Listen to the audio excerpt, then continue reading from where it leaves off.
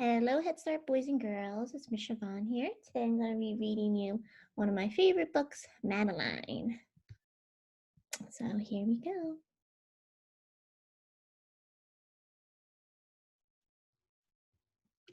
Here's our cover of our story. It's a soft cover book. Madeline, that's the title of our story today.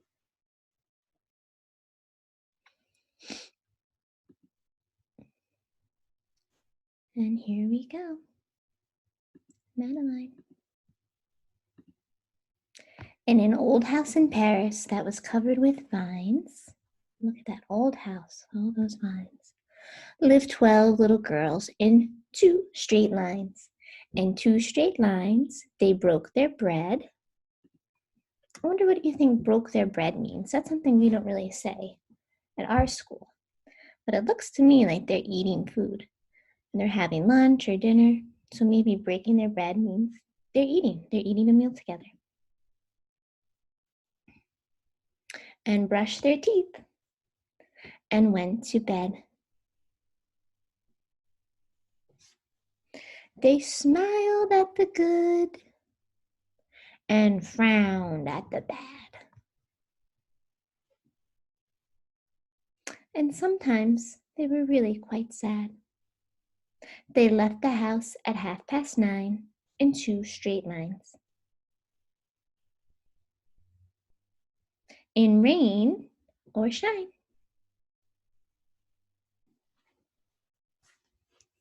The smallest one was Madeline. She was not afraid of mice. Oh, look at all the other little girls are all afraid of mice. Oh, I don't like them either. She loved winter, snow, and ice. To the tigers in the zoo, Madeline just said, "Pooh, pooh." She's not afraid of those mice or those tigers. And nobody knew so well as how to frighten Miss Clavel. So Miss Clavel is kind of like their teacher, also their mommy. She takes care of all the little girls that live there. In the middle of one night, Miss Clavel turned on her light and said, "Something is not right." Something is not right. Oh, I wonder what it is. Let's see. Little Madeline sat in bed, cried and cried. Her eyes were red. And soon after Dr. Cone came, he rushed out to the phone. Oh no, there's something wrong with Madeline. He dialed Danton 106. "Nurse," he said, "it's an appendix." Everyone had to cry. Not a single eye was dry. Madeline was safe in his arms, in a blanket, safe and warm. So Madeline, everyone has an appendix in their stomach, their abdomen, and Madeline's was hurting her, so she has to go to the hospital. In a car with a red light, they drove off into the night. Take a look at that car. What kind of car do you think that is? It's red, it has a cross on it, or it's white and has a cross on it, and it makes a noise. Wee, wee, wee. What's that called? You're right, ambulance. So let's see, wow, she's going in the ambulance. Let's see what happens. Madeline woke up 2 hours later in a room with flowers. Where do you think she is? Let's see. Madeline soon ate and drank. On her bed, there was a crank. Where do you think she is? The hospital, right? And a crack on the ceiling had the habit of sometimes looking like a rabbit. See that on the ceiling? Does look like a rabbit. Outside were birds, trees, and skies, and soon 10 days passed quickly by. One nice morning, Miss Clavel said, "Isn't this a fine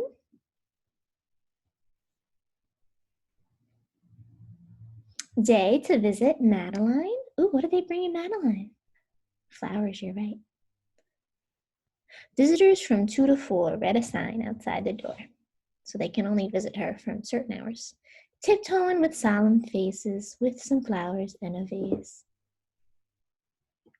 And they're bringing her flowers in a vase. In they walked and they said, ah, when they saw the toys and candy and dollhouse from Papa.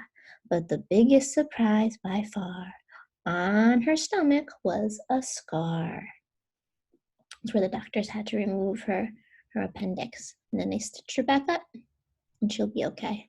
Goodbye, they said. We'll come again. And the little girls left in the rain. Their little faces. Do they look happy? Let's see.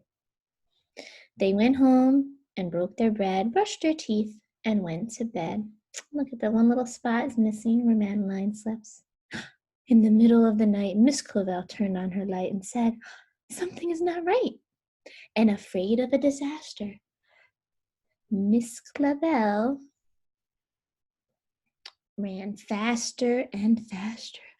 What could it be now? And she said, please, children, do tell me what is troubling you.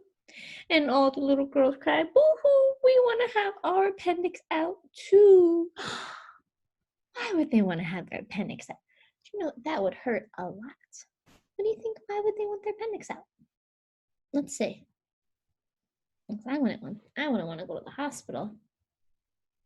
Good night, little girls. Thank the Lord you are well. And now go to sleep, said Miss Clavell. And she turned out the light and closed the door. And that's all there is. There isn't any more. The end. So I think the little girls, they wanted to have their appendixes out because they thought they would get nice toys and candy too from Papa.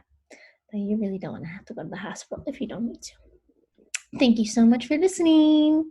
Have a great day, boys and girls. I miss you so much.